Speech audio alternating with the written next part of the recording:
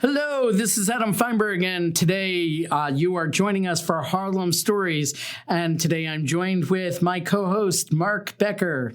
Hey, how's it going, Adam? All right, doing well. So, we started on our last episode. We were talking about getting to know Central Harlem. It's just such a large topic that we had to break it into two different episodes. So in the last topic, we talked about a little bit about the borders. We talked a little bit about some of the historic districts. We talked about the parks in the neighborhood. So now there's a lot more for us to cover. Housing and culture, obviously is a big portion of what Central Harlem is really all about. And then we'll talk a little bit about some other notable points. So in terms of housing, we've got condos, we've got co-ops, we've got townhouses. There's actually there's some condops too, and we only have one land lease building that I know of. So unlike other parts of the city, that is not exactly a common thing. But one of the things that we do see in terms of commonalities, in terms of housing, the majority of co-ops, when you're looking in Central Harlem, the majority of co-ops are actually in these HDFC or these HDC variants of the HDFC world. What does that stand for? So HDFC stands for Housing Development Finance Corporation or Housing Development Funding Corporation. I'm not quite sure which, but I've seen it as both. And HDC is it's something Housing Development Corporation. So that gives you at least a little bit of a sense. Most condos, on the other hand, they're newer construction ground-up buildings from, let's say, roughly 2000 or the year 2000 or newer. There are some condo conversions of older structures and a few condos built prior to 2000, but that gives you a good sense of how the neighborhood is set up. And then finally, one of the things that Harlem is best known for, it's townhouses. Brownstone and limestone designs, mostly row houses, and I'd say the typical one is probably 15 to 18 feet wide.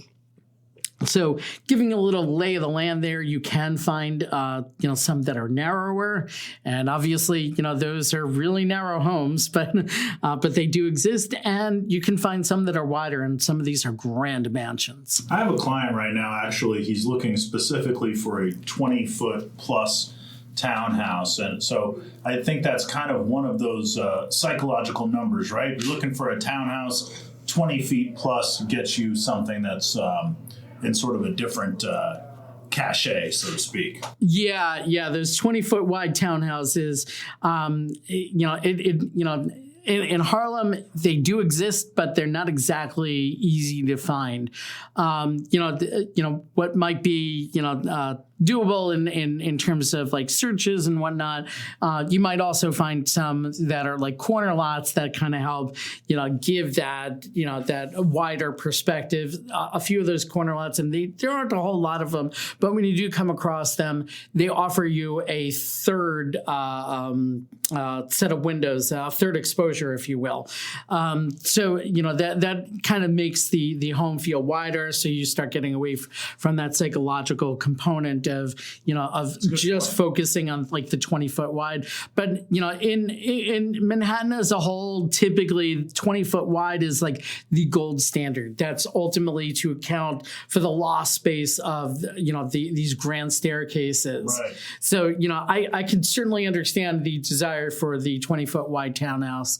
Uptown, there aren't all that many of them. They are kind of difficult to find, but they do exist. Unicorn. Yeah, the unicorn.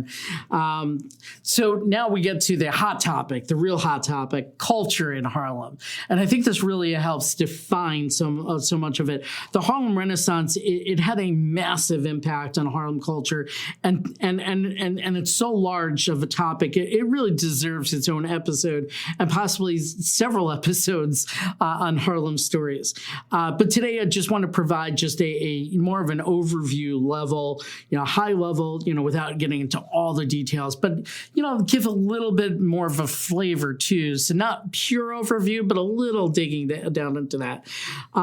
So, give a little bit of that nightlife and culture, past and present. Harlem's become known globally, largely for its concentration of jazz clubs.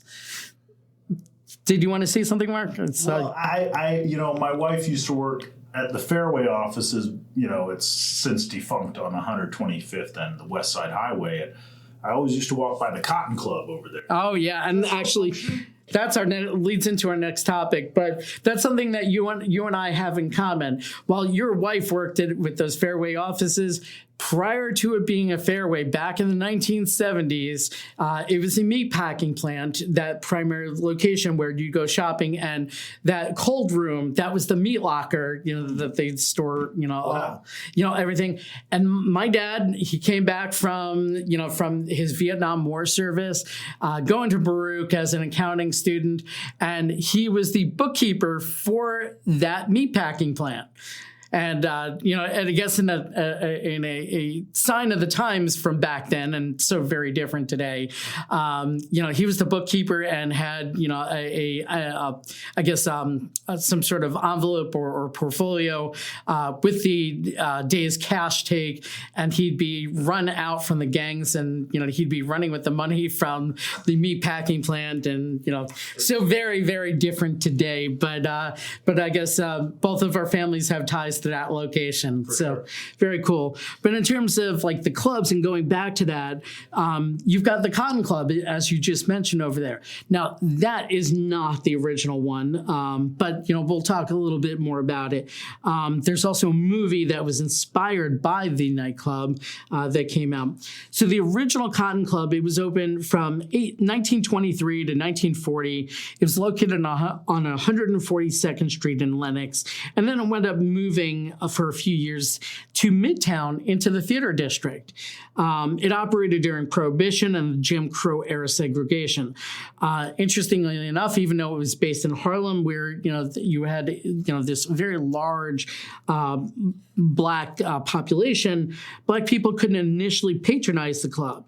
And even more stunning, the venue featured a lot of Black entertainers such as Duke Ellington, Louis Armstrong, Count Basie, Cab Calloway, Billie Holiday, Lena Horne, and I mean, the list just kept going on and on. Love me some Billie Holiday. Billie Holiday is amazing. So the club often served as a hot meeting spot for celebrity nights on Sundays, featuring Jimmy Durante, George Gershwin, Mae West, Irving Berlin, Langston Hughes, Judy Garland. The list keeps going on and on. But we're not in Kansas anymore. Yeah, exactly. In 1920, heavyweight boxing champion Jack Johnson opened an intimate supper club called the Club Deluxe, but a bootlegger gangster took over the club after getting released from Sing Sing and changed the name to the Cotton Club. So Johnson remained club manager, and the bootlegger used the place to sell his beer to the Prohibition crowd. So this is how it became so legendary. Shows were musical reviews with the hopes of becoming successful Broadway shows. The reviews, and this is why it ultimately wound up moving to Midtown at some point. The reviews featured dancers, singers, comedians, variety acts, and a house band. And it was Duke Ellington's orchestra that was the house band for a few years, and eventually was replaced by Cab Calloway's orchestra. So yes, when we talk about the Culture Club, we talk about this rich history. In 1978, an incarnation of the Cotton Club opened on West 125th Street, west of Broadway, and it remains there today. So, the owner and I had, met somebody from the club at the Cotton Club a few years back, and they're like, they insisted we are the original Cotton Club. Now, I don't know what their ties to the original owners were, but that is not the original location of the club, certainly. And the club has moved anyway, at some point to Midtown. So I don't know about their full claim, but certainly it is a different location. Another famous club, the Savoy Ballroom. It was a large ballroom for music and dancing, named after the Savoy Hotel in London. It was located on Lenox between 140th and 141st Street, a block south of the Cotton Club. So there's just one. It winds up becoming like this. Like in New York City, we know that there were districts for everything. There's like the flower district. There was the lighting district. There was a district for everything, and it was no really different in Harlem in terms of nightclubs. So the Savoy Ballroom, Langston Hughes termed it Lenox Ave, the heartbeat of Harlem, and the Savoy was called the world's finest ballroom. It was in operation from 1926 to 1958. It was 10,000 square feet, a block long, and could hold up to 4,000 people. The manager of the Savoy sought to run a luxury ballroom to accommodate the many thousands who wished to dance and in an atmosphere of tasteful refinement rather than the small, stuffy halls and foul-smelling, smoke-laden cellar nightclubs that were more common. The Savoy was modeled after the Roseland Ballroom, and I'm sure many of us longtime New Yorkers remember the Roseland Ballroom. Sure. Lots of concerts there from my memory. But unlike the Cotton Club, the Savoy had a no discrimination policy. Patrons were judged on their dancing skills and not on the color of their skin. Well, I would have been judged, but not for the color of my skin, but for my dancing skills. Yeah, me too, and not for the better. And then legend has it, one night someone came over and said, "Hey man, Clark Gable just walked in the house." Somebody else said, "Oh yeah, can he dance?" When you come into the Savoy, you were expected to bring the dance, and the skills present were high. So you had to bring your A game. There was no doubt about it. And a form of swing dancing, the Lindy Hoppers had their own section of the dance floor. So this really gives you some flavor of the area. The music, it went nonstop. There was always an alternate band in place when another band had completed its set, and this is, I guess, a nod to the formality of the time. Men didn't enter without a jacket and tie. Wow. For a little bit of a premium. And, I think this is kind of a cool thing. You could buy a dance lesson or a professional dance partner for the night. So I thought that was kind of cool. Something that I didn't know before I started researching for this story. But what I did know is legends such as Ella Fitzgerald, Dizzy Gillespie, Benny Goodman, Count Basie were, all, performers are in attendance, at the club. The music went nonstop there, these legends over here, it just continued until the ballroom shut down in April of 1943 as a result of charges of vice filed by the police department and army, of all places. But the license was renewed by mid-October of 43, so they were only shut down roughly around 6 months or so. But the ballroom went out of business ultimately in October 1958. It was demolished for construction of the Delano Village housing complex in April of 1959. So I guess that, kind of parallels what we've seen, throughout the city over the years.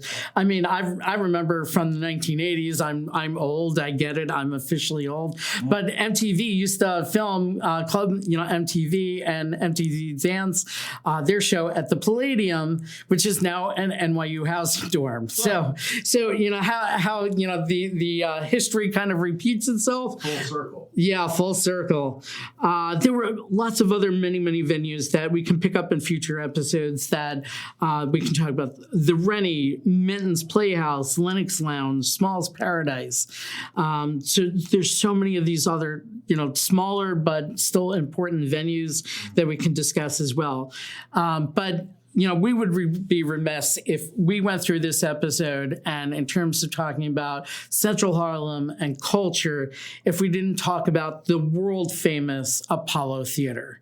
So, it kind of almost owns its own category. It's showtime. Yeah, we'll talk about showtime at the Apollo. Get up on your feet.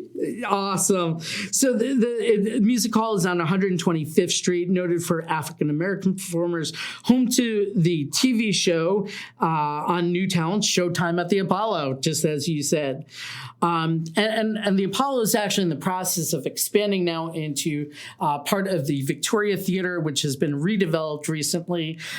So you're going to have the Victoria Theater and this extension of the Apollo Theater on the lower floors. On the south portion of this new tower that was built above the Victoria Theater, you're going to now have a Marriott hotel. And on the north side of it, you'll have affordable housing. So, very, very much its own, renewed entity, but they've kept the original venue at the ground floor for the Victoria Theater. So one cool thing, but let's talk about a little history of the Apollo. Seating for 1,506 people total and 2,500 people standing. It was built in 1913, originally as the Hertig and Siemens Music Hall, and altered shortly after opening for showing movies. In 1924, it was leased as a theater for burlesque shows. So, a little bit of a blue background there. And in 1934, it became a venue for Black performers and open to Black patrons for the very first time. Today, it's on the New York City Landmark Registry and National Register of Historic Places. About 1.3 million people visit the Apollo Theater annually. Wow. On February 14th, now known Valentine's Day, 1934, first major star to appear at the Apollo was jazz singer and Broadway star Adele Hall in Clarence Robinson's product, Chocolate Soldiers with Sam Wooding's orchestra. The show was limited engagement and highly praised by the press, establishing the Apollo's reputation. And fast forward to the 1960s, it was incredibly successful for the Apollo, but in the 1970s, drugs and crime caused it to close in 1976. So every Wednesday from the 1950s to 2000, notwithstanding the period where the venue was shuttered, the Apollo featured Amateur Night in Harlem, and a man with a broom would sweep performers off the stage if the high vocal and opinionated audiences began to call for their removal. And in traditional New York style, audiences let you know their thoughts without hesitation. When have you known a New Yorker to bypass an opportunity not to voice their opinion? Exactly. We are loud, we are in your face, and we will not let you, slide by on the little things. So sometimes the hook. Yep, the hook. Yeah, a little gong show before the gong show ever came out. But boos were notorious over there. Sometimes a siren or cap gun would serve as a substitute for the broom or the hook. So yeah, that was a pretty rough audience there. So you had to set a high bar to perform there. The Apollo is billed as a place where stars are born and legends are made, and this is true. Careers launched at the Apollo, and I can't even begin to go through the list, but here's just a handful over here. Ella Fitzgerald, she launched her career. The Edwards sisters, Luther Vandross, who appeared 5 times and was booed off the stage every time, believe it or not. Wow. Award-winning singer, and yet he got booed off the stage. Jimi Hendrix won the first place prize in an amateur musician contest at the Apollo in 1964. And the Jackson 5, probably the most famous of the people that got launched at the Apollo. Jackson 5s were also winners of the contest at the Apollo, which started their professional career. A few other winners of performers that launched their career. Sinbad, in fact, I heard that he had told his story. I know there's a recording and a video of that, and he was basically needed to live out of his car to get started, and he took a chance at the Apollo, and he launched his career there. Steve Harvey, Monique, Lauryn Hill, and I guess these are the people that just launched their careers there. But the list of the performers at the Apollo is too long, and there's actually even the Apollo equivalent of the Hollywood Walk of Fame. Where if you go in there, you'll see all these stars on the sidewalk. With these stars' names. Sure. some of the names, and I'm just going to give you, rattle down the list over here, but I know I'm not including everyone, but Bill Cosby, Richard Pryor, Red Fox, Buddy Rich, Buddy Holly, Aretha Franklin, Ray Charles, Otis Redding, Billie Holiday, Sammy Davis Jr., James Brown, Diana Ross and the Supremes, Parliament Funkadelic, Gladys Knight and the Pips, Dionne Warwick, Patti LaBelle, Marvin Gaye, Stevie Wonder, Fat Joe, Mary J. Blige, Benny King, B.B. King, Bob Marley and the Wailers, Michael Jackson without his brothers, Bruno Mars, Guns N' Roses, and apologies to any of the other amazing performers that I didn't list. Yeah, it's like the equivalent of getting into Harvard Law School if you're a performer. Right? Yeah, seriously. Write your own ticket. Yeah, absolutely. The Apollo is like a make or break performance. So, of course, we couldn't talk culture without it. There's also the Studio Museum in Harlem, which is closed. It's actually being rebuilt, and it's kind of like, I want to say, I don't know if it's exactly across from the Apollo, but it's pretty close. But they're getting a whole brand new building. It's an art museum devoted to the work of artists of African descent. The museum galleries are currently closed, and that new construction building is going to be along 125th Street. It was founded in 1968. The museum collects, preserves, interprets, and interprets are created by African Americans, members of the African diaspora, and artists from the African continent. Its scope includes exhibitions and artist in residence programs, educational and public programming, and there's also a permanent collection. The museum is well known for being custodian for an extensive archive of photographer James Vanderzee, who chronicled Harlem during the 1920s to 1940s. So that's just another aspect of it.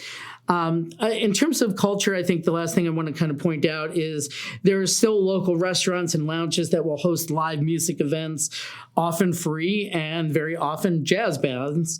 COVID had halted much of these performances for a while, but we've started seeing a return to it. It's not still back to normal, but we have started seeing a return to that.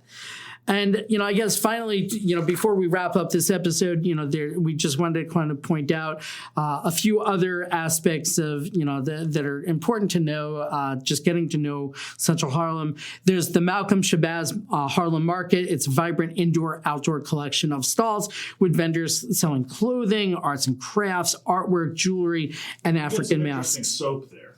Yeah. I've seen that. Adam Clayton Powell Jr. State Office Building on 125th Street, just down the block from the Apollo. Bill Clinton had set up his office post-presidency here. And finally, and this is, a little controversial because the location and, proposed buildings, but right now Al Sharpton's headquarters for his National Action Network is located in Central Harlem along 145th Street. Now, his location, where his headquarters is based, this is at that controversial site at Lenox and 145th Street, where there was a developer that was going to build, up to 50% affordable housing. And, one of the local representatives still opposed it. It still wasn't good enough after all these concessions. And finally, the developer said, you know what, I'm pulling out. And he said, I'm going to build a truck stop there instead, since it doesn't take much to develop there and, create some revenue, while we decide. Truck stop. Yeah, truck stop, and that caught the attention of Albany and 18-wheelers driving on 145th. Well, you got them parking there overnight, and things like that. Giving them a chance to rest, and obviously for a paid fee. So that kind of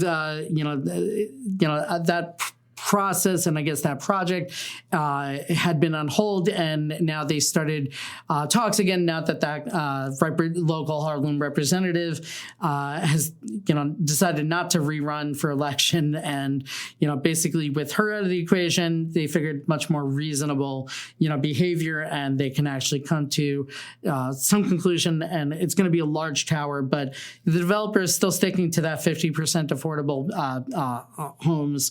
That that just wasn't good enough for that representative. Anyway, so Al Sharpton's headquarters is there, at least for now, and we'll see where it winds up moving, should that project move forward. Subway access for Central Harlem is terrific. You've got the 2, the 3, the A, C, and B trains. And rumor has it that, that the MTA, and this rumor was actually started by the MTA, so, it's just a question whether it's going to come to fruition or not. But the MTA is considering extending the new 2nd Avenue line to connect further west with the 2-3 trains along 125th Street. I'm not going to hold my breath for that, but, hopefully that'd be nice. Filming, lots of filming and TV for TV and movies are filmed here. Just a few examples. There's the show that's named just simply Harlem. There's The Godfather of Harlem, American Gangster, Law and Order SVU, Shaft, Across 110th Street, Superfly, The Cotton Club. I mentioned there was a movie called The Cotton Club. King of New York, Paris is Burning, Harlem Nights, New Jack City, which is actually related to a building that we had talked about, and we talked about the Astors as well. And that was the model for what they used as the crack den in New Jack City. Obviously, things have changed quite a lot over the years, but finally, to wrap up, there was Jungle Fever, Sugar Hill, Precious, and I'm sure there's more, but those were the ones I could come up with off the top of my head. Famous people, well, just a few. The list would be way too long.